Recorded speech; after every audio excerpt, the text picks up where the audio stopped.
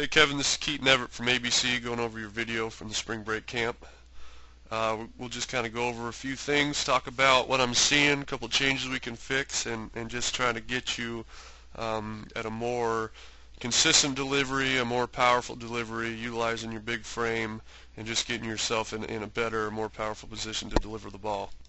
So first off, we're going to look at how you're setting up and just kind of the initial, what's happening over the rubber, because that's one of the most important times for consistency. You know, we want to be able to repeat our mechanics. We want to be able to have the same arm path. We want the hips to travel at the same speed. We want the hands to break at the same time. So everything starts over the rubber for that consistency, all right?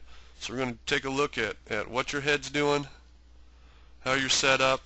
All right, good thing I like the glove down here. All right, nice easy position, takes away some of that inconsistency and some timing. But what I'm going to watch is what your spine and what your head are doing as you start your motion. All right. So as you can see, as you're starting, you're shifting back over that back leg. All right. So we want to start in this position with that head, you know, not over that back foot, but kind of inside part of that knee, over more so over that back inside part of that hip, instead of out in the middle and then shifting back. All right, that movement back is just a wasted energy. It's just a wasted movement that creates timing issues, that just isn't as efficient as starting already back here. All right, you want to feel like you got about 80% weight on that back foot and about 20% on the front foot. So your startup, you know, you're coming set, you're already right in this position. All right, so just take your weight, shift it from the middle over that back leg. All right, don't change your spine. Don't, you know, shift your spine back at an angle, you know, something like this to get the weight. Just shift that body weight over that back foot. All right, so now you're going to start up in this position and then start everything going. All right, another thing too, once we start that foot lift, we need to be having our eyes on that catcher. All right, we need to be locked in on that target and just focused in on that target the whole time, instead of, you know, starting the mechanics, starting your delivery, and now you pick up that target. Your hands are already broke, your body's already going forward, and now you're starting to look at that target. All right, so it's just easier to be already focused in, to have that visualization in your mind of where that pitch is going. You know, where's the catcher set up, what the hitter's doing. All right, so just come up when you're coming set. Just come set over that back hip, eyes on the target. All right, so you're coming up here. All right, pretty good leg lift, getting those hips involved, driving those hips down the mound first, which is good. All right, you're getting some good drive in those hips. What you are doing is you are staying back a little bit. You get a little bit too much side bend in your spine. All right, we generally like to see just a nice neutral spine angle throughout the whole delivery. All right, with maybe a little bit back, but that's just almost a little bit extreme, where it might cause some issues for you. All right, but other than that, you know, it's a decent drive forward. I like the hips leading the body. I like driving those hips down the mound, so that's good. One thing it looks like you're just cutting yourself off. You're landing pretty short. You know, I like to see generally around 5 to 6 feet lengths, you know, one over the other from the rubber out, and that should kind of be where you're landing. You know, it looks like you're a big, tall kid, so you want to be able to get out a little bit farther. All right, it just looks like you have about another almost foot of drive down the mound to get going. So just let your body get out there. Don't think about reaching out with your right foot. Reaching out with that, just think about letting those hips stay closed longer and driving farther down the mound, and then that right foot's going to pop open at the last second. All right, so another thing that this is doing, cutting yourself off, is it's going to make your upper body early. So you can see everything rotating early on that front side, and you have this flexion in your knee that's almost past 90 at release point.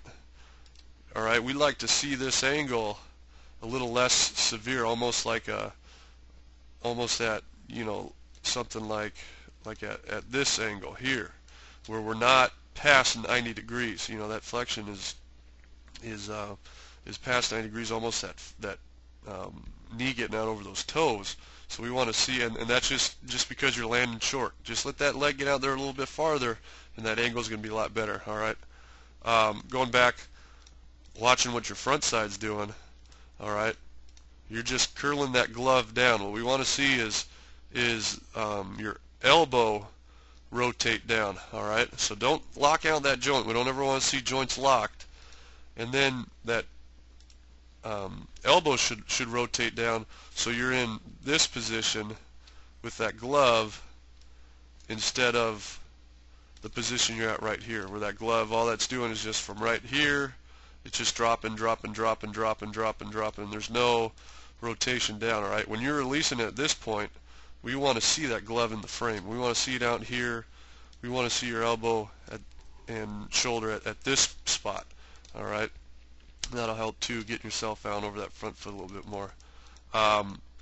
Another thing too is, because you're cutting yourself off, you're not letting your arm get up on top of the ball. You're kind of cutting that arm pass short. All right. You're never really having your fingers on top of the ball. You never really get on top of the ball to drive it downhill. As you can see here, that ball's starting to come forward, and your fingers aren't ever on top of the ball. All right. It's kind of, it looks like you're throwing a changeup too, but anyways, you're just kind of rolling through the pitch, not coming up on top. All right. In this position, we'd like to see your arm here, and then those fingertips right on top of the ball. All right. So now you're in this position where you can get on top and drive the ball down the hill instead of, almost uphill a little bit. See how your arm's kind of coming up through the zone? You want it to start on top and drive down through the zone as you're releasing. All right. And then the last thing we're going to look at is your hip-shoulder separation. All right. Your hips and your shoulders are turning at the same time. All right. Your hips are coming through, shoulders coming through. It almost looks like your shoulders leading your hips. All right. We want to see those hips through that zone first, right, in this position, and that upper body back here in that position we were just talking about. All right. The fingertips on top of the ball, glove out in front. All right. Those shoulders are still square to first base. Those hips are coming through, and then that left shoulder drives through the zone. All right.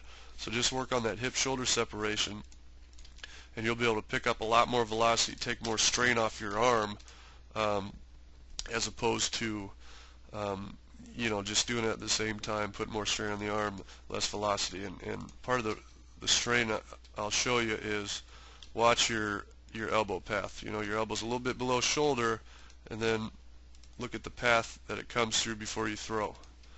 All right. And now it's here. So that elbow's going up and through the zone, and you want to more so have it, you don't necessarily have to have it up, but you just want it to be a little more level, so there's a little less of that upward strain as opposed to that downward that we want. All right. It's tougher fighting the forces of the mound by going up. All right. It makes your ball a little bit flatter, puts a little more strain on that elbow and that shoulder. All right. So just the more we can clean that up. And another thing, getting out front farther, is you're going to be able to drive through that back leg farther and get more in this position.